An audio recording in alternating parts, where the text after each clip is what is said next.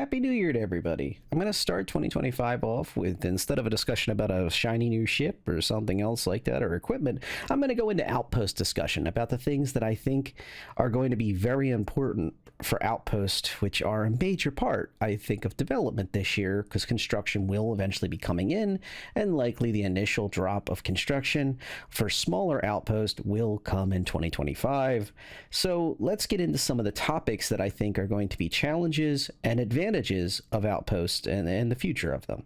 So for starters, I wanted to address food and water. So what we've seen over time is kind of a tuning of how much food and water you need as a player to exist. And I think this is going to be a major barrier for a lot of folks, because I know a lot of even my own org mates and friends and stuff who don't grab additional food and water and put it into their kit, or they might grab one bottle of cruise and that's it. You're going to need to stock up dramatically, and I believe that people will find that backpacks are going to be very important, at least at first, and then filling up the ships that you actually colonize with food and water. And then one of the first priorities when you do build your outpost is having some type of way to get, at the very least, hydration for water, and then eventually food as well. So we've seen a lot of wild animals coming in, and they have different harvestable products, and I think that things like the space cows and other animals will become more important to harvest for food eventually. Also, if you don't want to go that direction, I think that over time there will be hydroponic setups inside these bases, inside the outpost eventually, that will allow you to grow. We say that because in the preview that was provided by CIG, we've seen those type of growing facilities, as well as the pods on the Endeavor, but that's ways off. But it shows you the idea in the back of the heads of CIG thinking this through, that this will become a major part of it. So you got your food and water, you building your little outpost. What's the next thing that I'm thinking about? Energy. So during the preview, with all the placeholder UI and everything else, one of the first things that they did establish was that there is a need to build a way to produce power. And power is utilized in many different ways to allow for lighting, to allow for different production, such as refineries and such, and subsistence and life, eventually subsistence, and then also your life support, depending on where you're building your outpost. So energy to me is a major part of it. However, that is factored in as you build your outpost, and it will be important as we find out more information about planning. Now, what can energy give you? So that's the fun part of this. Energy will eventually give you turrets. Energy will eventually give you communications. Energy will eventually give you lighting and task lighting that you will deploy in different places to be able to do different work for ships that are landing on, brings us to our next topic, pads and beacons. So one of the things that I think is critical for this is to be able to have a beacon from the land claim system, or from directly building a product that allows you to transmit that. Having that beacon deploy a signal that people can lock onto and quantum directly to that position, even if they don't have the location saved. This is especially useful for close friends and outpost and org buddies and friends of the org, so other orgs and such, being able to look into it. This is more directed at like personal outposts, but I do want to factor that in. I'm not trying to hide it back or anything. Additionally, Outpost will require ammunition for those fancy turrets when they're not energy-based, and will require repairs and material to keep the outpost in working condition. Now, a lot of this is us extrapolating based on what we're seeing, what we're hearing, and also what we've seen from engineering from ships. So I want to be crystal clear that not everything may be 1,000% accurate here, but it does show that there is supposed to be consequences. So if a outpost gets hit and it does not have a shield protection, more on that in a minute, there will be a need to repair those products and repair that equipment, and basically have those things. Additionally, we've seen with the lightning sample showing a aurora fall out of the sky, it would be suggestible that there is damage that you can incur just from natural environments in more extreme locations. And also if a buddy slams into the side of a building or something like that, with his ship just landing a little too hot, things like that. So having some extra supplies on hand to repair ships that are there at the outpost is just as critical as repairing the outpost itself.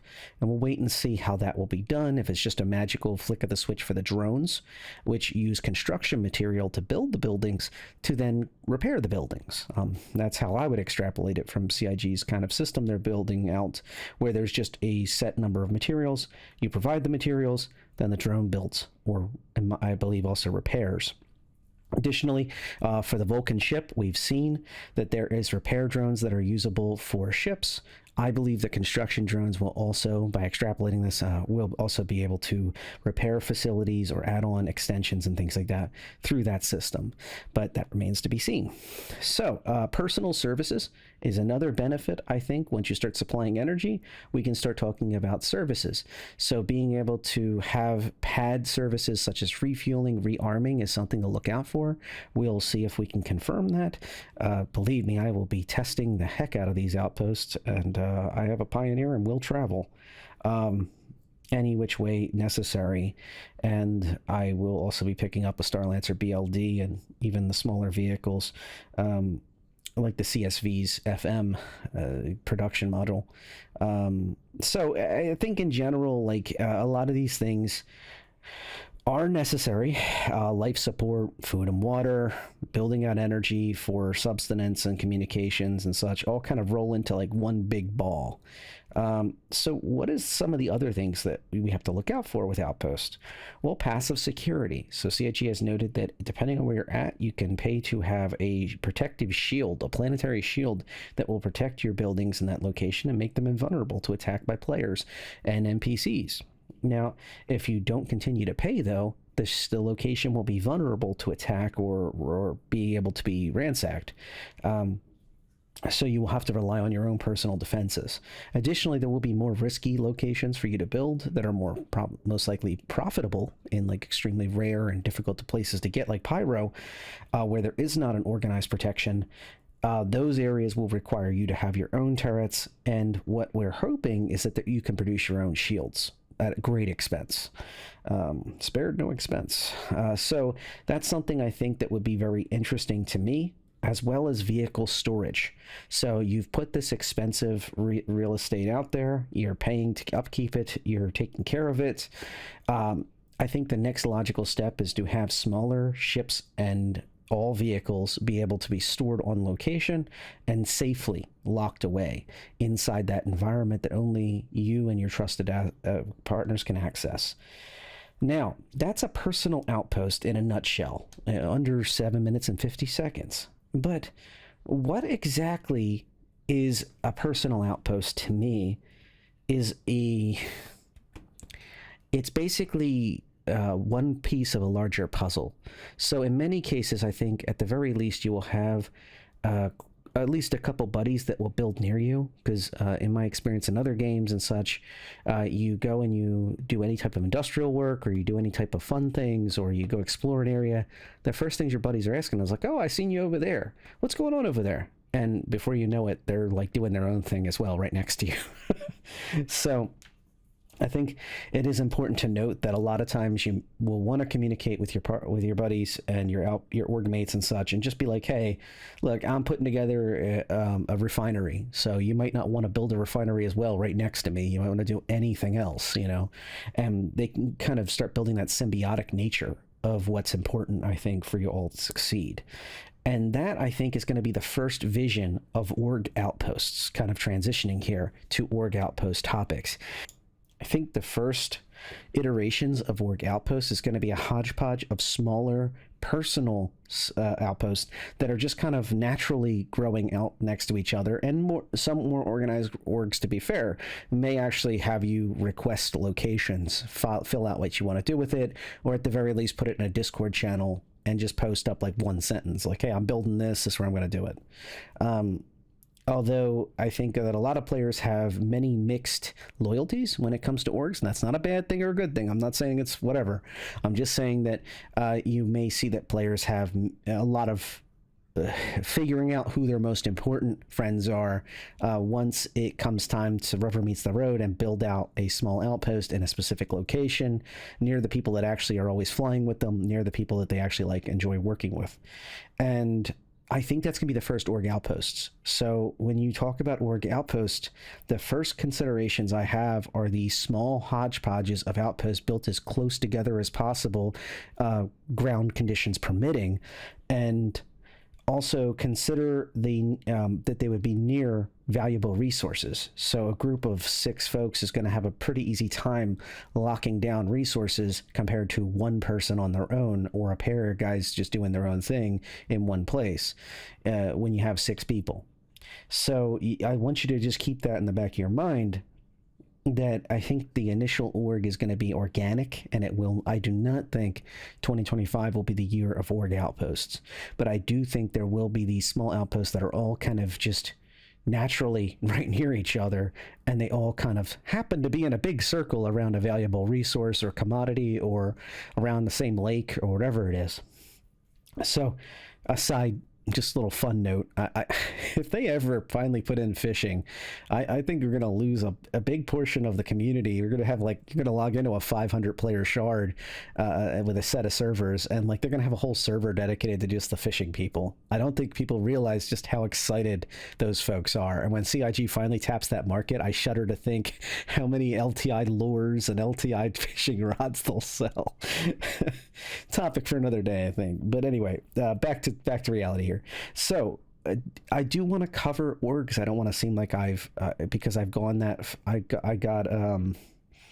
did bother to go down that road, and I don't think it's fair to kind of try to clickbait it or stretch this out into multiple videos. So my initial thoughts on org outpost is that once we do get them, probably in 2026, if I was to estimate, there would be a need for layered access at the minimum. So org storage that would be layered at different roles, and the roles are already built into the website. So it wouldn't be that big of a deal for them to have, say, just 3 levels of org access, or the different levels that are already there. But I think a lot of orgs will be caught off guard because they've created everybody to be the top of the 5 roles. And suddenly, everyone's going to have access to everything in the org. And this org storage is not just items. People forget that. Just like we talked about with outposts, regular personal outposts, having these vehicle storage areas for small ships and maybe even medium ships, and then all ground vehicles. That would be a major problem for an org if they suddenly lost all that equipment, especially bought in game without LTI. Claim timers, at the very least, are going to be a pain point, and in getting it all back there, trucking it all back via logistics. If somebody gets into their org with top roles, takes all the vehicles and drives them off to a few miles away to another location that's a rival org, that would be a serious problem, and I guarantee there will be drama, even if it's just a minor inconvenience. Getting people online that are regularly that own those vehicles, that have donated them to the org asset list, and then having them have to come back in and claim that stuff is another pain point, because we have seasonal backers that will come and go with the major patches and all the content, and then they'll go off to the PTU, or even worse, they'll go inactive for a month or 2, and then they'll come back when the next wave of stuff comes. So maybe bigger problem than people predict, unless you can get them back by force or other means. Services for orgs is another very, very valuable thing, and this can be as simple as food, water, hygiene, the usuals, ammunition production, just like we've talked about with the personal org outposts, but the density is much higher. So dense habitation and dense services, I think, is a bigger factor than people anticipate, and the energy consumption is going to be off the charts compared to a personal outpost. You will pay dearly at a higher rate than what you'd anticipate. It's not just going to multiply up. I think it's going to change dramatically. And that brings me up to some of the other exciting things. I think we'll be seeing restaurants, bars, the equivalent of employee break rooms, and other things like that. Not just the usual things that you would see on the other place, where maybe the entire personal outpost is geared around just being one of those things, or a combination of one or two of those things. It would just be one little part of the outpost. Like you walk by those places to go to other things, or stop in those places and then go off to your locations. Expanded communications is something that orgs will desperately need, and to be able to basically coordinate their communications across the entire star system is something I think that will not be that crazy. I think it will make a lot of sense, because orgs will likely have multiple outposts throughout an entire system that they heavily operate in, and those will need to be connected. And that would give a valuable role to orgs, and also a valuable role to knock out or disable or jam to opponents of the organization by other orgs. We got to knock that out, because on planet 2, they have an expanded comms system. So we better knock that out before we strike them on planet 3, 4, 5. That kind of thing. Capital logistics is another common thing that I think will come up dramatically. So just to get this out of the way, all the Idris series and all the Kraken series can land. All the Idris series and all the Kraken series can land. The Idris is, I've always said, is the queen of logistics on the planet or moon side. Kraken's more geared towards space. That doesn't matter, though. I think both will find a home at an org outpost, and they will be the initial services available at that outpost. It just makes sense in general. So they will want services to support those capitals, to better enhance them by protecting them with a shield, by protecting them and giving them ability to repair, or at the very least have scaffolding and things like that, so you can work on the damage they take in combat and in PvE as well. Additionally, long-range turrets and torpedoes are going to be necessary for org outposts, and also would provide an interesting kind of layered effect of those devices. So one of the things to think about is having personal outposts surrounding org outpost as a strategic buffer zone. And then the orgs are naturally going to want to have defenses that can protect those locations. Also, those long-range turrets and torpedoes will present another common thing that I think that CIG is going to have to face: the idea of an enemy or capital ship just swinging into a location that's not protected by shields and just literally decimating anything on the ground that can't defend itself. Plain and simple, Ballista and Centurions are not going to do anything to an Idris, but very minimal damage, if anything, while it destroys them, and then dump an entire set of Novas and Spartans and everything else on the ground through its ramp. So one of the big problems that you could find is that those long-range turrets and torps will suddenly at least present some level of defense and give a capital ship pause to just romp around. It will need proper support that screens those things out, especially torpedoes, heavy amounts of torpedo volleys. Like I could see a rack of, say, 10 size 10 torpedoes, or let's say size 9s, being able to be thrown out there, and random rampaging Polaris or Idris or Kraken will certainly give pause to that and go, well, wait a minute, if it knocks one of my engine bays out, I'm going to have a serious problem here. One of my main thrusters gets knocked out. We may not be able to get back out of Atmo, or be so hobbled that we will be attacked by, the returning fleet of the enemy. So there's a lot of little thoughts of that I think are very critical. Additionally, being able to construct big ships in general. We've seen the videos coming out of the Pioneer, being able to build things. And then we also saw the preview of being able to build big ships in the actual places themselves. Not super caps, I guess you could call them, that are much bigger, like the true carriers. Like, not the escort carriers, the Kraken. I'm not talking about that. I'm talking about like the much bigger ships, but they will be a thing. And additionally, I think that loyalty shops will be critical. So people that are more active, the more active they are, the cheaper the mining crystals and weapons and other things like that are for them to use. Nearly zero UEC could probably be something simple, especially for smaller things to get people started. Additionally, some very obvious things: offices and conference spaces, partner spaces for organizations that are friendly, that are maybe from the star system next door or from a planetary system next door. Don't forget, some systems are huge, and being able to have kind of a crash pad for partner organizations to be able to coordinate out of is very useful. One of the other things I think is overlooked is walls, but not like the walls you would picture. I think people have this image of like, haha, I'll just fly over the wall. Well, if you create a walled environment where the walls are extremely tall, and it makes basically ground fire that all direct ground fire cannot be penetrating this wall, and then you have significant anti-air within inside the wall system, then all of a sudden you've created a defense in depth that makes it much harder for an enemy to kind of exploit your location. And I think that you should, make it so those walls have to be maintained, those walls can be destroyed, but I do think walls would be a very useful thing, and gates at the walls. We're talking like gates big enough to stop a Nova tank from just running in. It would have to sit there and just keep shooting the wall until it destroyed the gate, and then it could come through or part of the wall. And of course have attackers have that ability to sap the wall with charges and other things. Another fun thing I thought was AV Studio, so having influence and culture.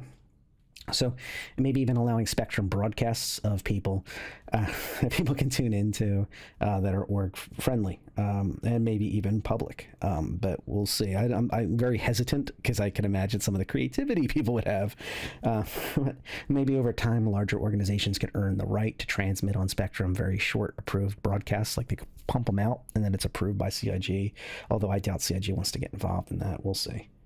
And finally, mass fuel storage. So one of the things that CIG keeps talking about is being able to just go buy fuel. We've seen with Pyro that there is a limited amount of stations that actually even have that service.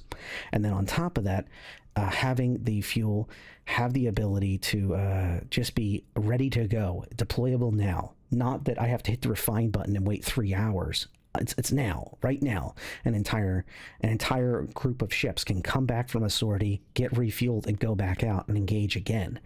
Like, I don't think people really realize the home field advantage, so to speak, of an organization that has, say, 6 ships and they get jumped by 10 ships, and they come back. They lost a ship or two. They grab some more out of the storage. They completely refuel, rearm, resupply, and as quickly as possible get back out the door with 6 ships. Whatever the damaged ships that are up there from the 10 group, they can chase across the system, and they've now wasted most of their fuel. So I think that's an incredible home field advantage. If it's done correctly, logistics will win these. I'm not going to call them wars, but they're like these mini little skirmishes that kind of keep going throughout an area for over an hour or 2 at a time. I think that's going to be more of the org to org combat, at least in 2026. We won't see like full-fledged, orgs fighting combat over months or something silly like that. But who knows? People can hold grudges and people can have fun just by having, joint enemies. That's some of my thoughts on Outpost for 2025. I hope that really kind of seals the deal. My thoughts anyway. And I welcome any questions in the comments below or on Reddit, Discord if you want to talk in private. It's all good. All right. Once again, Happy New Year and take care.